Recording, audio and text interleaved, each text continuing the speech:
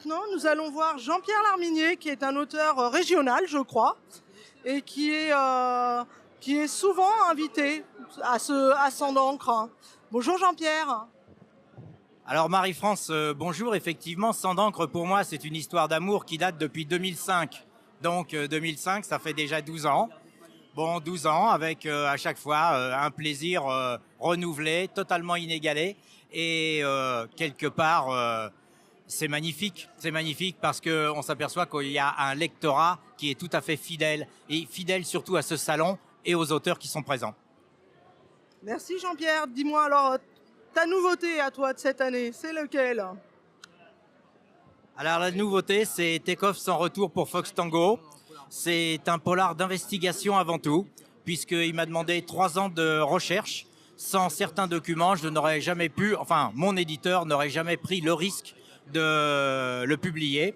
Et je suis mis à l'abri par 2 émissions d'Élise Lucet, Envoyé spécial du 26 octobre et Cache Investigation, qui ont quelque part validé 2 éléments contenus dans ce polar. Je dis bien, c'est un polar qui est plongé totalement dans la réalité et dans l'actualité.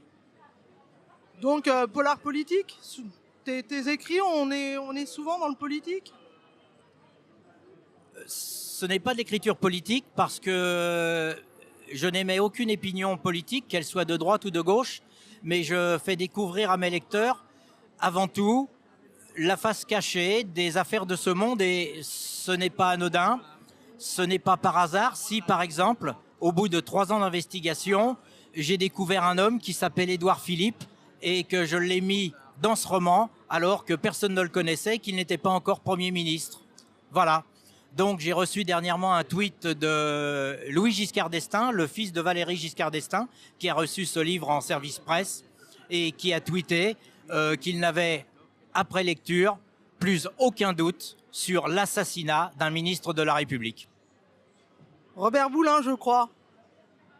Oui, c'est exact, Robert Boulin. Et j'ai eu un appel, bien sûr, de Fabienne Boulin-Burja, la fille de Robert Boulin, donc ce ministre assassiné. Et je répéterai devant n'importe quel micro et caméra de télévision que Robert Boulin a bien été assassiné. Et j'en apporte la preuve, document à l'appui et rencontre d'un témoin important à l'intérieur de ce polar. Ce n'est qu'une partie d'un chapitre de ce polar qui en comporte bien d'autres et qui dévoile beaucoup de secrets d'État et de secrets financiers. Je n'ai pas attendu les Paradise Papers, je n'ai pas attendu les Panama Papers.